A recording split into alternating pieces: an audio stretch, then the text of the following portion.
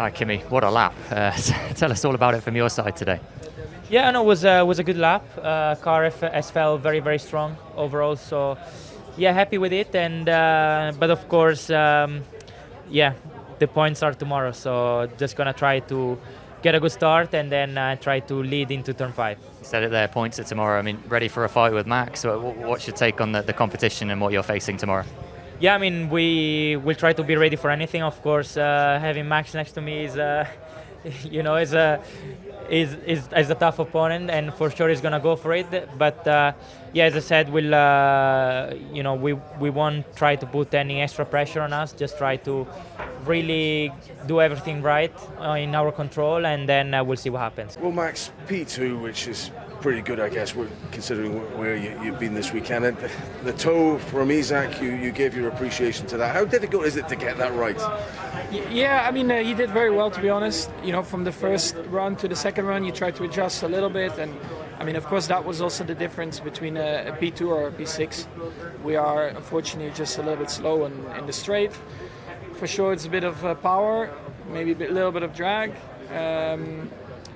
In the corners, I think the whole weekend the car has been decent. I mean, still struggling a little bit with the balance, but overall I felt quite happy.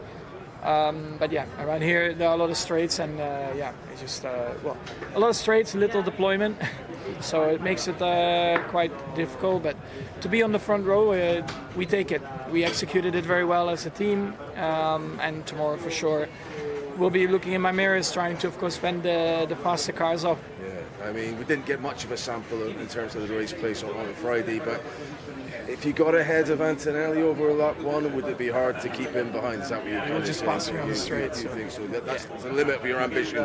Well, we are 3 tenths down in quali with a massive toe, so that's 6 tenths down in quali.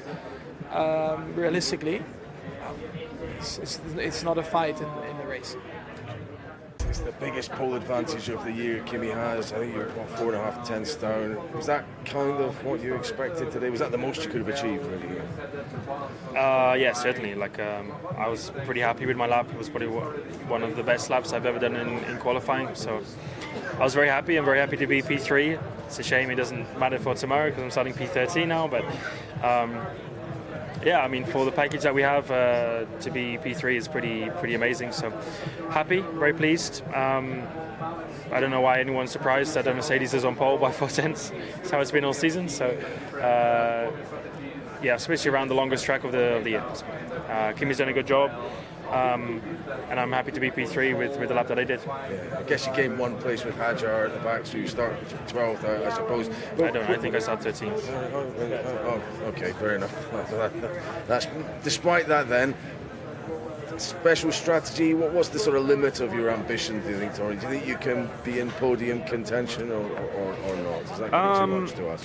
I mean, we'll hope so.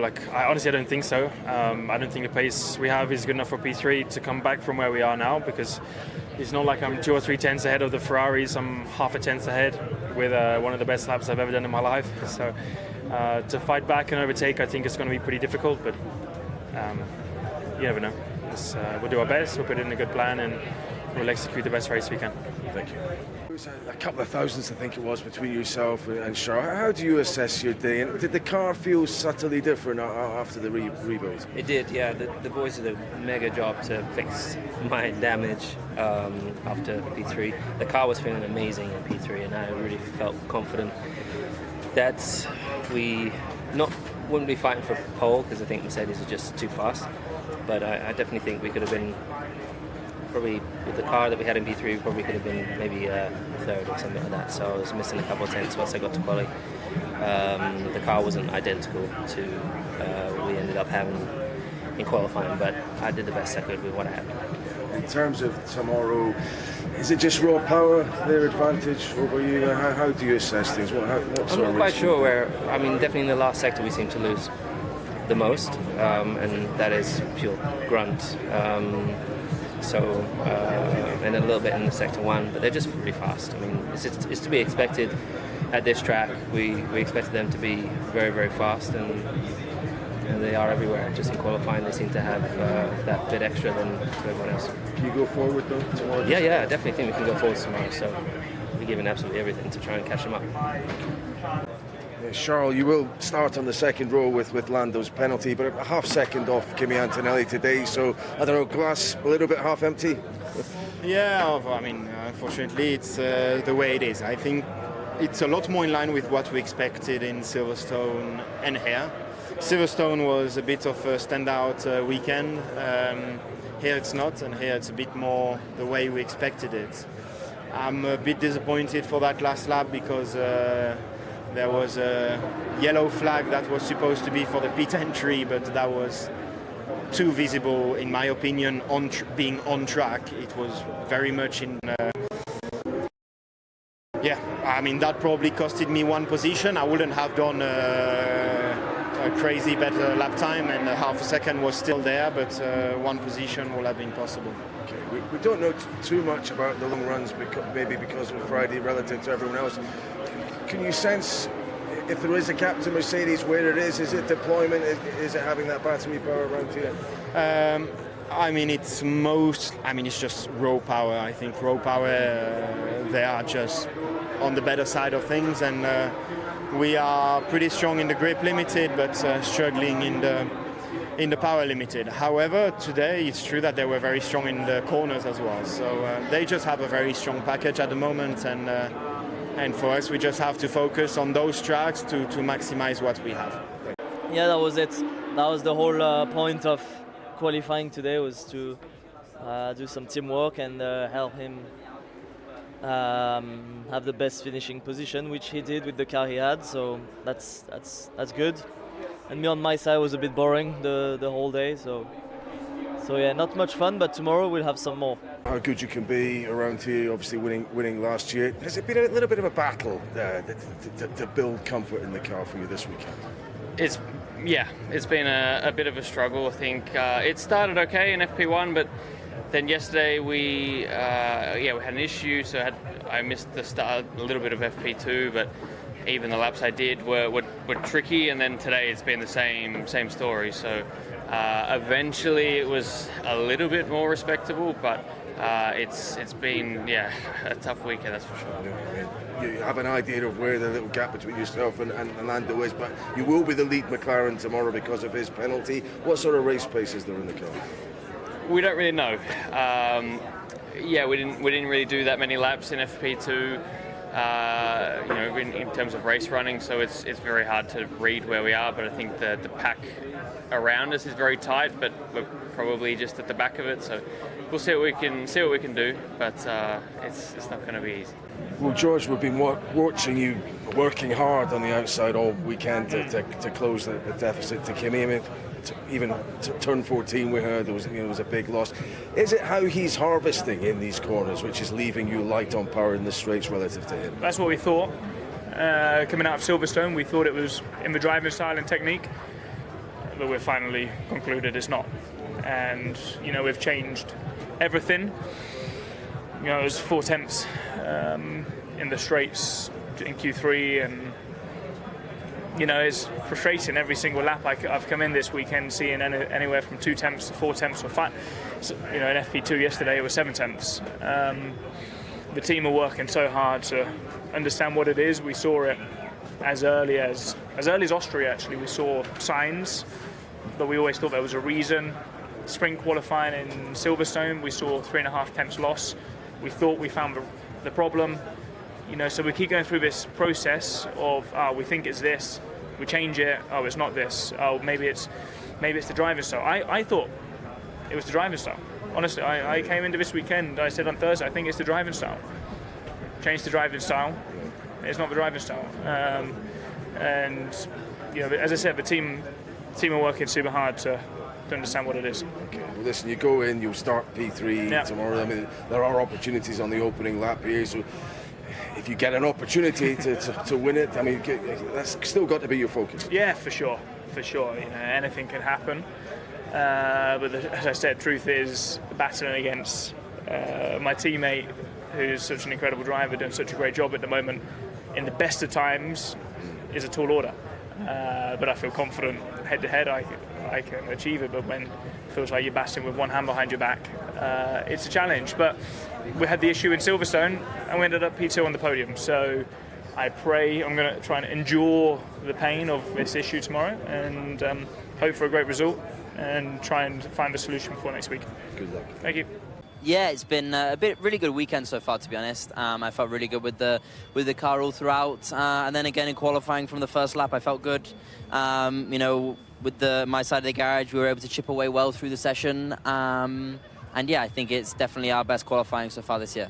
How would you rate your lap there? I know you were just talking with Karun when we were not on air just yet about the last corner. Yeah. What could you have done differently? It was 9 out of 10. It was all pretty good, and there was just a tiny bit left. I think I could have broke a fraction later in the last chicane.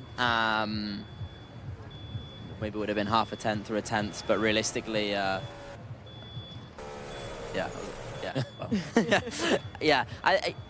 it's fine. I think I could have broke a tiny bit later, but realistically, it wouldn't have been enough to get Oscar anyway. So I think it was a maximised session. Right, I'm enjoying the fact that you're looking forward. At one point, we heard on the radio the team talking about Bortoleto, and you're focusing on the big teams ahead of you, aren't you? That's great to see. Yeah, I mean, you know, obviously for the team there, our main fight in the team's championship is obviously, you know, the Alpine is the main one, but, you know, today it was Audi.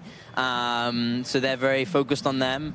Whereas for me, I just look at the classification, I say, who am I closer to? And in the end, I was, P6 in Q1 and like P6 or P7 in Q2. I mean, I think I was a bit lower in Q1 because we only did one set. But anyway, you know, we were fast.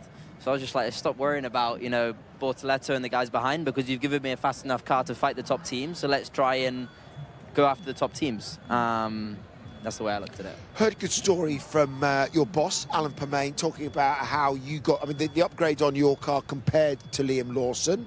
It could have been a coin toss, but it wasn't. It was down to qualifying in Silverstone. You earned them. How much is it worth?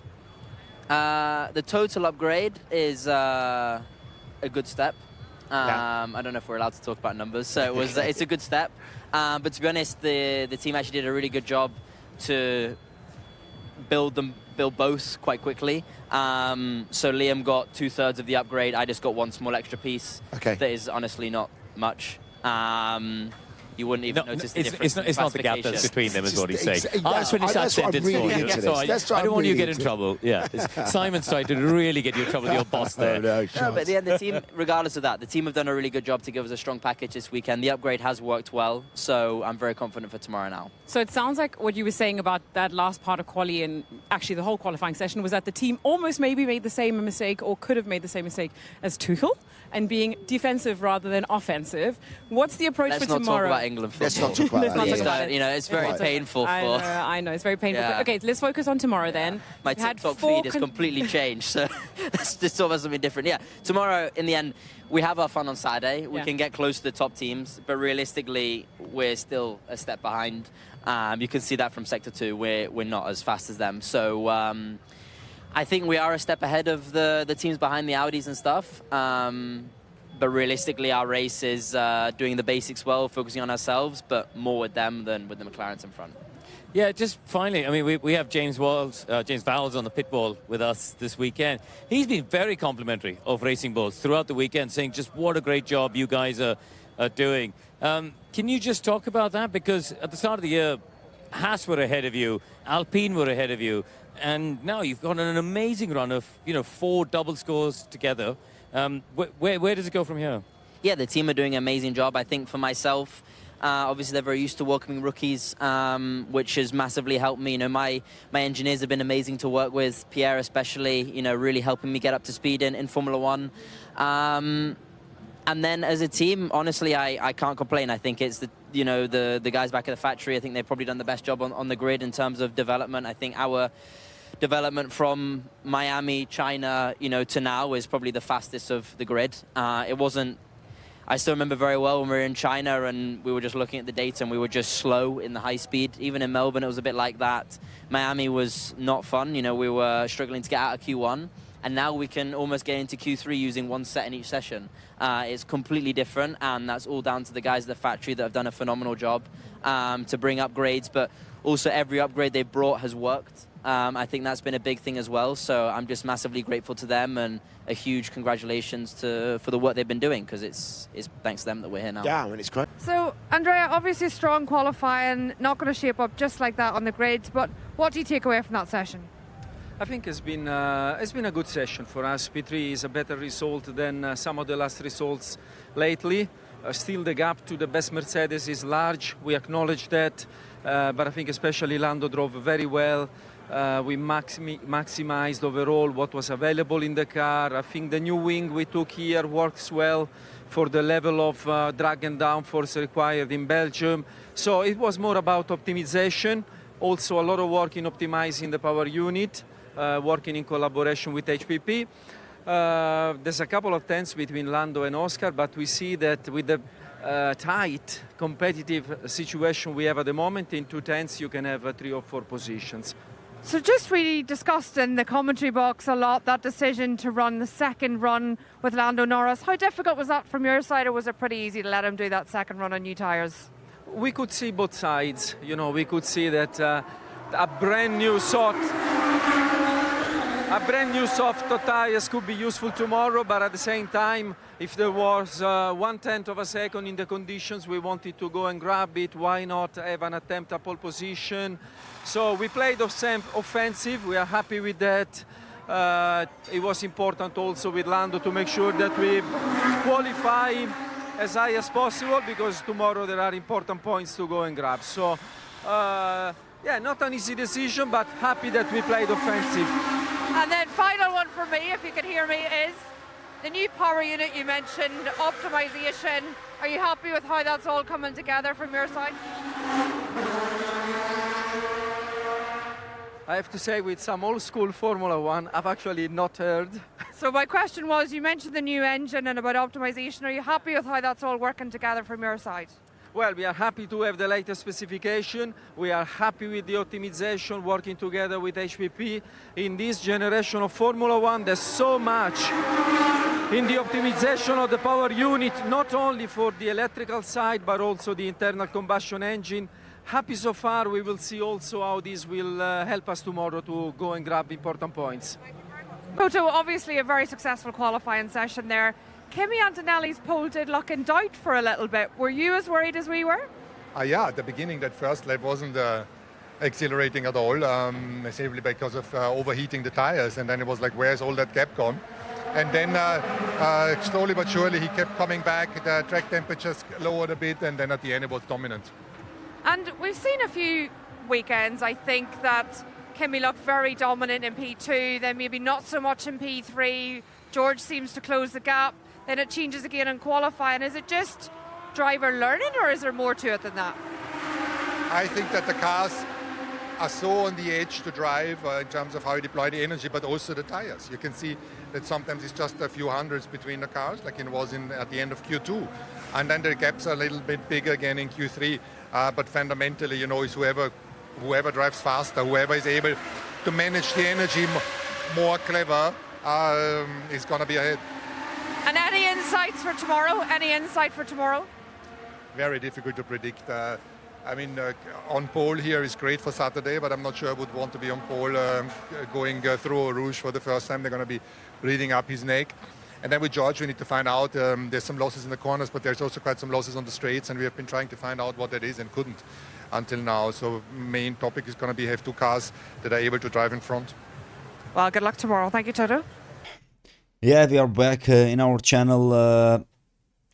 The qualifying interviews, as you know, as always, we are having on our channel. I have some key notes about the drivers' interviews that we had on our channel that we listened, and I will just try my best to give my keynotes that before this video I have gotten ready to write it on a mobile phone, and to be much more clear with my notes and with my opinions. And of course I'm going to start with Kimi Antonelli, the man on the pole. The man on the pole looked calm despite another massive result. Antonelli said he was incredibly happy with the lap and praised Mercedes for giving him a car that felt competitive from the very first practice session. He admitted that lap wasn't completely perfect, but I felt everything came together when it mattered the most. Looking at tomorrow, Antonelli said starting alongside Max Verstappen means there is absolutely no room for the mistakes, and also he had pole feels amazing, but tomorrow is when the real work begins. And of course we had Max Verstappen. He explained that they were simply missing a little pace in the sector 2, and I believe that's where pole position slipped away. Despite missing out, Max remained confident. It's a Spa, the race is usually much more exciting than the qualifying. We will have our opportunities. When asked about beating Antonelli into turn 1, Max smiled. If there is a gap, I will go for it. As always, as we know, Max Verstappen, that it's always. And also we had London Norris at the 3rd place. He admitted that there may have been another 10th hidden somewhere in the lab, but overall felt the team extracted almost everything from the car. When asked about tomorrow's race, Lando remained optimistic. We have been strong over long runs all weekend. If we execute everything properly, we can definitely fight near the front. Also we had George Russell. He said saying both Mercedes fighting near the front is exactly where the team wants to be after months of developments. George admitted he felt a little bit of a time on the table during his final run, but believes Mercedes are in the excellent position for the Sunday's Grand Prix. We are coming to the Ferraris. Charles Leclerc. According to Charles Leclerc, Ferrari extracted almost everything available from the SF26, but the Mercedes and Red Bull simply had a slight advantage over one lap. However, he reminded everyone that Spa often rewards strategy. Whatever third degradation and timing can completely change this race. We had Hamilton. It was about talking the Ferrari mechanics after the damage earlier in the weekend. Lewis praised every member in the garage for their building the car in the time for the qualifying. Without those guys, I wouldn't have even been standing here talking after the qualifying. Lewis believes that Ferrari has enough race pace to move to tomorrow, and the other lot of drivers that we had at our video after the post qualifying interviews. If you want to not to miss any these kind of videos, just don't forget to like this video, to comment it, and to subscribe to the channel.